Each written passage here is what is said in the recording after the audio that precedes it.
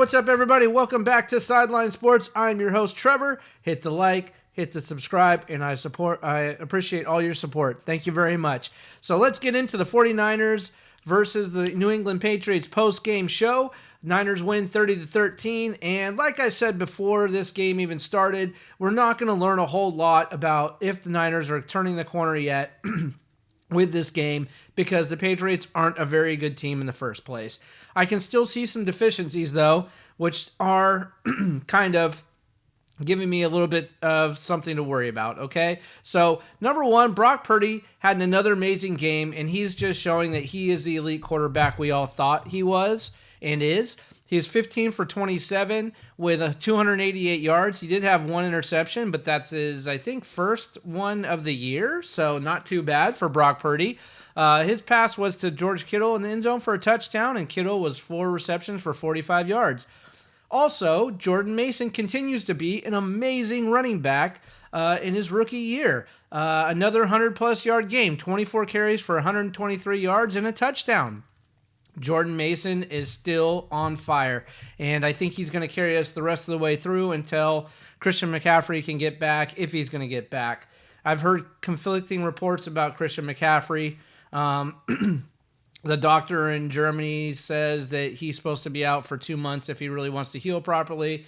And the other side of things, I hear coaches and GMs saying they're going to ramp up his practice next week. So I'm not really sure what the truth is.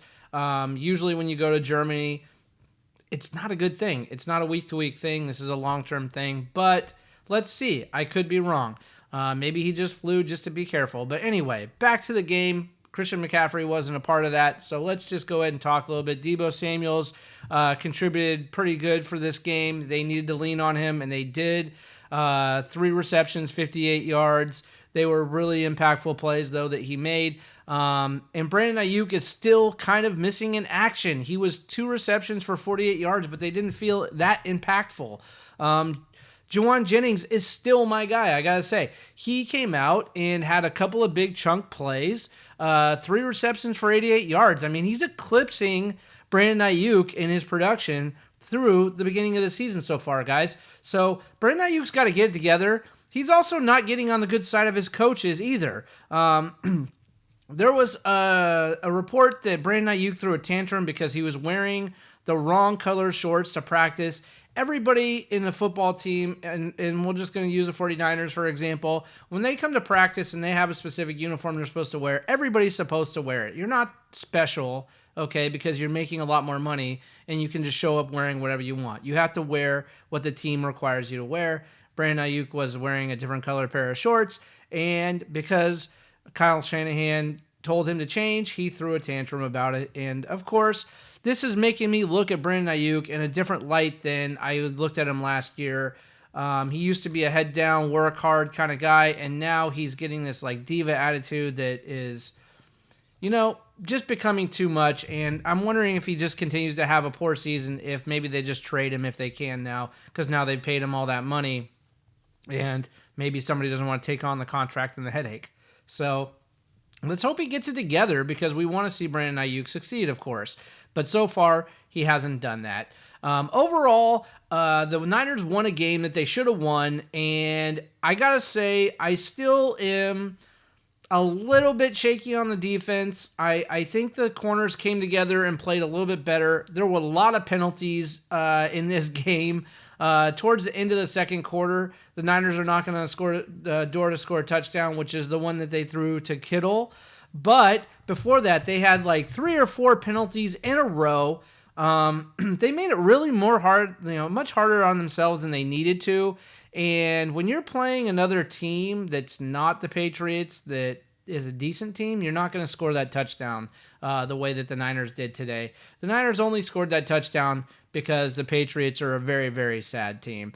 They're not good, and the Niners kind of let them score more than they should have. The score was 30-13, but it should have been 30-0 or 30-3.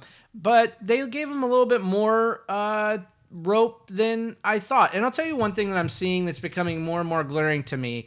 A lot of teams are keying in on the fact that they can run on the 49ers, and they are running on the Niners a little bit. Now, the New England Patriots didn't do a lot of it, but I was looking at this and thinking, you know what, they should have ran the ball a lot more, because I think if the Patriots did run the ball more, they might have even scored a little more.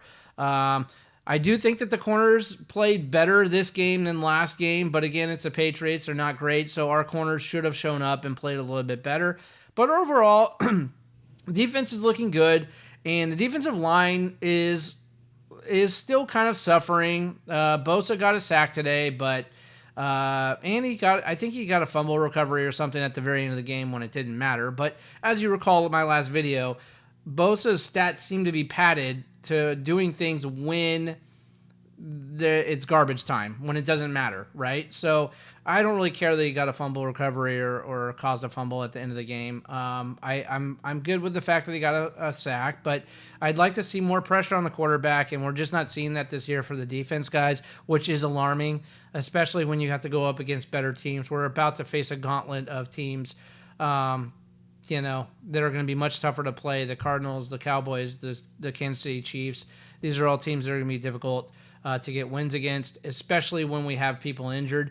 We did have a couple people back today, so it's good that we got Kittle back. It's good we got Debo back. They seem to be okay. Kittle was questionable to return after halftime because of a possible injury, but he did return, so I'm sure he's going to be okay. But we need to settle in for the idea that we're going to be without Christian McCaffrey for a while, if not the season, which is fine.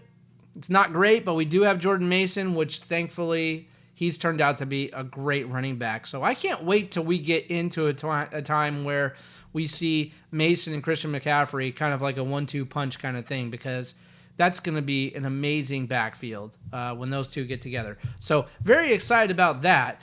Overall, I'm not super excited about Shanahan's coaching again, though. I mean, it's the Patriots, so you're supposed to win. But the one thing I didn't like is when they got a big chunk play down the field to Jawan Jennings, they didn't lean on running the football. And the same thing with Deebo Samuels. I felt like once they got that big chunk play and they got into the red zone, it was a good time to lean on the run and let Jordan Mason be your bell cow and get that ball into the end zone, okay? I didn't see that enough from Shanahan again. And because of that, I think they allowed the Patriots to score more than they needed to. Like I said, I think it should be more like 30-3. And if I'm being honest, they missed a few opportunities. It should be more like 40-3, to be honest. But I'm happy with 30 points. I'm not happy with just giving up points for the hell of it. And, you're leaving points on the field and you're giving up more points than you need to. But by and large, I'm still not happy with the way they're utilizing the run game. They're not really utilizing the run game, is what I'm saying, I guess. So I still think Shanahan is just not making great plays. I mean, he wasn't out-coached today, because how could you be against a Patriots team? But I will say this. He didn't call great offensive plays, I don't think. I'm really, really happy with what Brock Purdy did. And by the way, Brock Purdy, I haven't mentioned this much, is way more mobile than people give him credit for. He can scramble and run. And when I saw him running earlier on in this game, where they were giving him up, big chunk yards to just let him run, they should have continued, I think, to call some run plays for Purdy, or just, maybe he should have ran more, because they were just giving it to him. But he can scramble quite well, and he can run pretty quickly down the field. So I think more of that would be great, as long as we don't get into the idea of getting him close to people and getting hurt. Only if he has the opportunity to get some yards without getting absolutely killed. But nonetheless, he did that today, and he looked great. So I don't have anything bad to say about Purdy. He is just looking like, the superstar that he is. And pretty soon, and I think you're hearing it from the announcers on TV more and more now, is that he is regarded as one of the elite quarterbacks. So, and he's doing it without some of his weapons, although today he got a few of them back. We did have a defensive lineman that got hurt, and gosh, I can't remember his name now, so I don't even know why I mentioned it without actually... I'm looking for it right now, but I don't see it. I'm sorry. But we did have a defensive lineman go down, which is not good, because our defensive line depth is not good. It's not very deep. So losing a starting defensive lineman is trouble. It's not good for the 49ers with a defense that's already struggling against halfway decent teams. Today we played a Patriots team that you absolutely need to beat, and they did that pretty easily. But I would say that going forward, this is not going to be an easy year for the defense. I don't think, unless they start coming together and playing a little bit more like a team. I don't know how they get to the. I mean, they're going to get to the playoffs. It's the 49ers. They have a great roster. I think they're going to get to the playoffs. How you get to the Super Bowl with this defense is a little bit iffy, I think, for now. But it's early. We're only week 4. Now we're 2-2. We can start to be a little bit happy about getting a win and roll towards the next game next week. But overall, it was a win, guys. I can't sit here and talk about how much happier I am that they came out and they've done a 180 and are just on fire and looking amazing all across the board. That's not really true. They looked pretty good against a Patriots team that they should have absolutely stomped into the ground. They kind of did that. I still feel like the offense should have been a little bit better today, to be honest. I mean, I was expecting Brock Purdy to throw 2 or 3 touchdowns against this Patriots team. That didn't exactly happen. He got 1 touchdown to Kittle, but the other one was a handoff to Mason, which I'm fine with. They moved down the field pretty well. I'm starting to get the feeling that the Niners are going to be struggling in the red zone a little bit this year. It does seem like once they get down into the red zone, on their own 30 or on the Patriot 30 or 20 or 10, in that range, I would say even a little bit outside the red zone, they start to just break down, and I don't see them making as much progress as I'd like. Where are the slant passes to use check or Kittle down on the 20? These are quick little slant plays that you want to do that work. They work very well, especially in the red zone when you need 5 or 10 yards.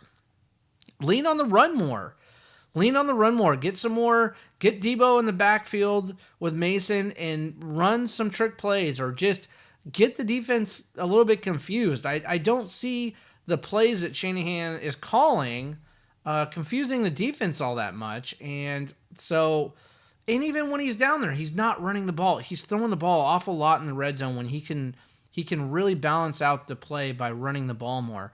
So I'm probably going to sound like a broken record every week talking about running the ball more, but this really is what needs to happen for the 49ers. They need to lean on the run more. So they got the win today, so I'm not complaining. It's fine. But let's see what happens next week against the Cardinals. And we'll see if we walk away with a win there, and then we'll have something to talk about. We'll have a little bit more positivity maybe going for us if we can get a nice, clean game, good defense, get some points on the board against the Cardinals, and go away with a win. That's what I'm looking forward to. So let's see if that happens. I expect it to happen, but this year, the way things are going, who knows? Let's take a look and see what we got as far as the schedule coming up, guys. Hold on a sec. Let's take a look here. Let's see if I can find the 49ers schedule. I think I should be able to. Next week is the Cardinals. And then the week after that, Seattle, then the Chiefs, then the Cowboys, then the Bucks, then the Seahawks again. It's a gauntlet right now, guys. These are tough teams. These are very difficult teams to play against, and the Niners are not playing top-notch football at the moment, and they have some injuries. So we'll see what happens. Fred Warner went out on an injury today, which I'm hoping isn't going to keep him out next game. I don't think so. I think they just kept him out because the game was over, and there was no way that the Patriots could come back and win. So they kept Warner out just to be on the cautious side. But we need Greenlaw back. We need Warner healthy. We need our players healthy, and we got the injury bug bad. We got the injury bug bad this year. So every time somebody comes back, it looks like somebody else is getting hurt. Luckily, Debo and Kittle are back, and they look healthy, and they look like there's going to be no problems going forward with them.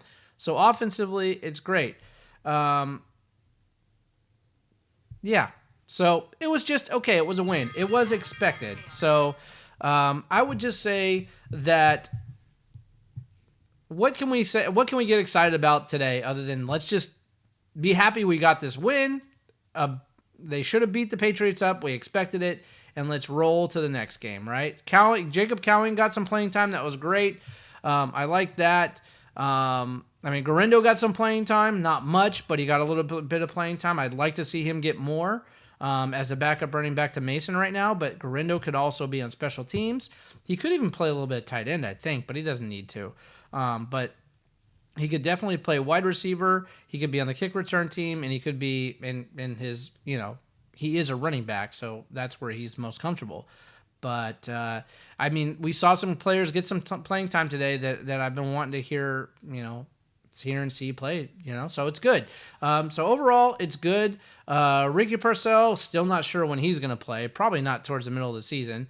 But I expect the Niners to kind of like kick it up and start being able to play like the 49ers in week 8 or week 9 when they get fully healthy again. That means Greenlaw's back. That means maybe we get Christian McCaffrey back if we get him back at all. But I think by then everybody's going to be healthy. I'm guessing Greenlaw will be back by week 8 or week 9. I'm hoping. But we'll see where it goes. And yeah. So anyway, that's basically my post-game report for today. So just tune in for next Friday. We're going to do another Niners talk on 49er Friday before the game next week. Monday, we got Raiders talk, so we'll go over the Raiders game from today on Monday and talk a little bit about that. And then Wednesday, we'll talk about the Warriors and try to get to Warriors on Wednesday and talk a little bit about the free agency speculation. I don't really know that any of this stuff that they're talking about is going to come to fruition, but we'll see. So anyway, thank you guys for your support. Remember to hit the like, hit the subscribe, and just remember, hard work beats talent when talent don't work. See you in the next one.